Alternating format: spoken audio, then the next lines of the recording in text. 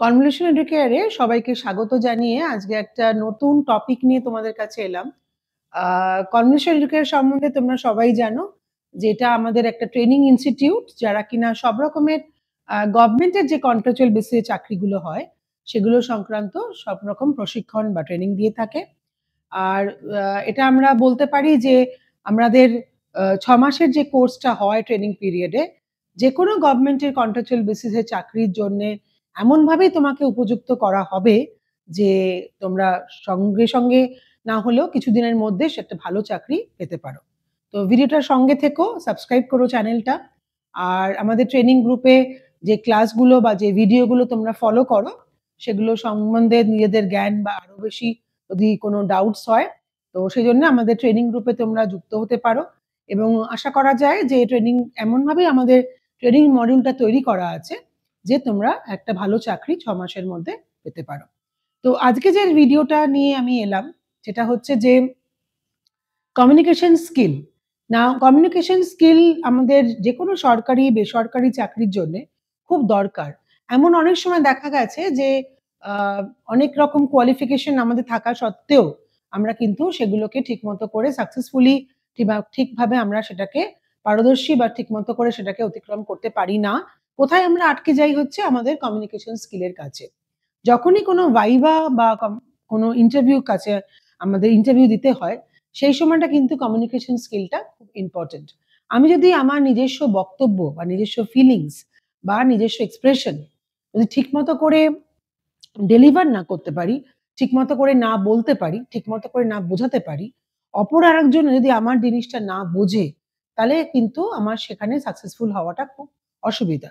তো communication skill মানে হচ্ছে এমনভাবে আমরা কথা বলবো বা এমনভাবে কথোপকথন করব যে একে অন্যকে আমাদের যে ভাব বা আমাদের যে ফিলিংস, আমাদের যে ইনফরমেশন সেগুলো যদি আমরা একে অন্যের সঙ্গে ইন্টারঅ্যাক্ট করতেও চেষ্টা করি, আমরা যদি মনে করি যে আমাদের যা নলেজ আছে সেটা আমি আর একজনকে ইম্পার্ট করব বা দেব বা বলবো, তাহলে করে কিন্তু কমিউনিকেশন স্কিলটা খুবই ইম্পর্টেন্ট। আর একটা জিনিস খুব ইম্পর্টেন্ট কমিউনিকেশন স্কিলের ব্যাপারে বলাই উচিত যে আমরা অনেক সময় যেহেতু ইংলিশ নিয়ে একটা ভীতি আমাদের সবসময় মনে একটা কাজ করে, তো সেই সংক্রান্ত কথা বলতে গেলে আমরা যখনই আমাদেরকে ইংলিশে কিছু বলতে বলা হয় তখন কিন্তু আমরা সেটাকে প্রচন্ড ভয় পাই, হেজিটেট করি।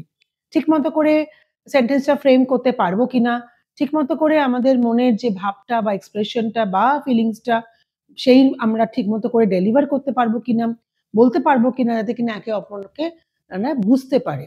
তো কমিউনিকেশন স্কিলটা হচ্ছে এতটাই ইম্পর্টেন্ট যে একে অন্যকে আন্ডারস্ট্যান্ড করতে সাহায্য করে, বুঝতে সাহায্য করে।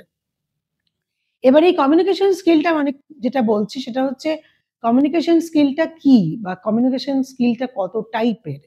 আমরা অনেকভাবে কমিউনিকেট করতে পারি একে অন্যের সঙ্গে, কথার আদান-প্রদান করতে পারি। সেটা হচ্ছে রিটেন কমিউনিকেশন। রিটেন কমিউনিকেশন মানে কি? যে আমরা যখন কোনো লিখিতভাবে কোনো কমিউনিকেট করি, আমরা যদি কোনো মনের ভাব বা আমাদের কোনো মনের ফিলিংস কোনো কিছু লিখিতভাবে বলি, লেখার দ্বারা মনের ভাব প্রকাশ করি বা কাউকে বোঝানোর চেষ্টা করি, সেটা হচ্ছে রিটেন কমিউনিকেশন। সেকেন্ড যেটা সেটা হচ্ছে ওরাল কমিউনিকেশন। ওরাল মানে বুঝতেই পারছো, ওরাল মানে আমরা যেটা মৌখিক, যেটা আমরা মুখে বলি, মুখে বলার যে কথোপকথন বা মুখে বলে আমাদের যে ভাবটাকে বোঝানো বা সেটাকে বোঝার চেষ্টা, সেটা হচ্ছে ওরাল কমিউনিকেশন। ৩ নম্বর যেটা ওরাল কমিউনিকেশনটা সেটা হচ্ছে অ্যাক্টিভ লিসনিং। অ্যাক্টিভ লিসনিংটা কিন্তু খুব ইম্পর্টেন্ট। কেন? কারণ যদি আমি ঠিকমতো করে ভালো করে না শুনি, আমার যদি আমাকে অডিয়েন্সকে শুনতে হবে বা আমাকে ইন্টারভিউয়ার যদি আমি চাকরির ক্ষেত্রে বলি, ইন্টারভিউ যদি আমাকে কি জিজ্ঞেস করছে, সেই প্রশ্নটা যদি আমি ঠিকমতো করে না বুঝতে পারি, আমি না ভালো করে শুনি, অ্যাক্টিভ লিসনিং না হই, তাহলে কিন্তু আমি ঠিকমতো করে সঠিকভাবে উত্তরটা দিতে পারব না। তো এটা হচ্ছে ৩ নম্বর যেটা কমিউনিকেশন। ৪ নম্বর যেটা সেটা হচ্ছে ভার্বাল বা নন ভার্বাল। ভার্বাল হচ্ছে যেটা আমরা আগেই বললাম, যেটা মৌখিক, যেটা আমরা কথা বলার দ্বারা কথোপকথনের দ্বারা যেটা কমিউনিকেট করি সেটা হচ্ছে ভার্বাল কমিউনিকেশন। নন ভার্বাল হচ্ছে আমাদের বডি ল্যাঙ্গুয়েজ বা আমাদের জেস্চার।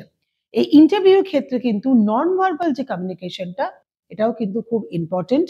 আমার পরের ভিডিওগুলোতে দেখতে পারবে যে কি আমাদের মেনে চলা উচিত বা কি ট্রিক্স আমাদের আছে যেগুলো আমরা যদি ঠিকমতো করে মেনে চলি বা ঠিকমতো করে অ্যাডাপ্ট করতে পারি, তাহলে কিন্তু ইন্টারভিউতে আমরা মোটামুটি আশা করা যায় সেই কনফিডেন্সটা আমাদের থাকবে যে আমরা একটা সাকসেসফুল ইন্টারভিউ দিয়ে আসতে পারবো। আর যেটা লাস্ট সেটা হচ্ছে কনটেক্সচুয়াল যেটা কমিউনিকেশন, মানে আমাদেরকে একটা কনটেক্সট দেওয়া হবে। সেই অনুযায়ী বলা হবে যে তুমি ধরো একটা কিছু বলো। তো সেটা কিন্তু একটা স্পন্টেনিয়াস আমাকে বলবে যে একটা কনটেক্সট দেওয়া হলো বা একটা কেস স্টাডি দেওয়া হলো। সেই সংক্রান্ত তোমাদেরকে কথা বলে তোমাদেরকে যে ওই কনটেক্সটটা কিন্তু অপর একজনকে বোঝাতে হবে। তো এই ৫ টা টাইপস অফ কমিউনিকেশন কিন্তু আমাদের আছে। যেটা কিনা রিটেন, ওরাল, অ্যাক্টিভ লিসনিং, আরেকটা হচ্ছে ভার্বাল, নন ভার্বাল বললাম, আরটা হচ্ছে কনটেক্সচুয়াল। এবার যেটা লাস্ট যেটা কথাটা বলব সেটা হচ্ছে কিছু টিপস আছে যেটাতে কিনা আমরা আমাদের যে কমিউনিকেশন স্কিলটা কিভাবে বাড়াতে পারি। এবার এই কমিউনিকেশন স্কিলটা সম্বন্ধে যেটা আমাদেরকে প্রধান জিনিসটা সেটা হচ্ছে কি যে আমাদেরকে খুব কনসাইজ হতে পারে। আমাদেরকে কোনো খুব টু দ্য পয়েন্ট আনসার দিতে হবে। যেকোনো কেউ যদি কোনো কথা বলে বা আমাদেরকে কিছু জিজ্ঞেস করে সেটা আমাদেরকে টু দ্য পয়েন্ট বা খুব কনসাইজ বা টু ক্লিয়ার হতে হবে। না হলে কিন্তু আমরা যদি আউট অফ দ্য ওয়ে গিয়ে কোনো কথা বলি তাহলে কিন্তু ইন্টারভিউয়ার বা যদি কোনো আমরা ডিবেট করছি সেই ক্ষেত্রে কিন্তু অন অপোনেন্ট যে আছে সে কি করবে? সে বুঝতে পারবে না যে আমি সে অলরেডি কনসেপ্টটা বুঝেছি কি না বুঝেছি। সেকেন্ড যেটা আমার টোন, আমার ভয়েস কোয়ালিটি সেটা কিন্তু খুব মানে ইম্পোর্টেন্ট একটা জিনিস। সেটা কিনা টোনটা যদি আমি ঠিকমতো করে মডুলেট না করি, আমি যখন কথা বলবো তখন কিন্তু টোনটাকে ওয়াচ করতে হবে। যে আমি আমার কোন টোনে আমি ধরো ইন্টারভিউ দিতে গেছি একটা। তো সেখানে আমাকে একটা কিন্তু টোন মেইনটেইন করতে হবে। খুব পোলাইট টোন হবে, খুব চেঁচিয়ে কথা আমি উত্তর দেব না। একটা সামঞ্জস্য রেখে একটা কোঅর্ডিনেশন রেখে আমার ভয়েস কোয়ালিটি বা টোনটাকে মেইনটেইন করতে হবে। আরেকটা হচ্ছে যে আমি কিভাবে ডেলিভারি করব, আমার আগের থেকেই ধরো ডিবেটই বলো বা ইন্টারভিউ বলো, আমাকে যেটা আমি প্রেজেন্ট করব, সেটা আমাকে আগের থেকে কিন্তু তৈরি হয়ে যেতে হবে। মানে প্রিপেয়ার অ্যাহেড অফ টাইম। মানে আমি যদি কোনো ইন্টারভিউ দিতে যাই, তাহলে ঠিক নিশ্চয়ই আমাকে তার একটা প্ল্যানিং বা তার একটা প্রিপারেশন দরকার। যে আমি কিভাবে কমিউনিকেট করব।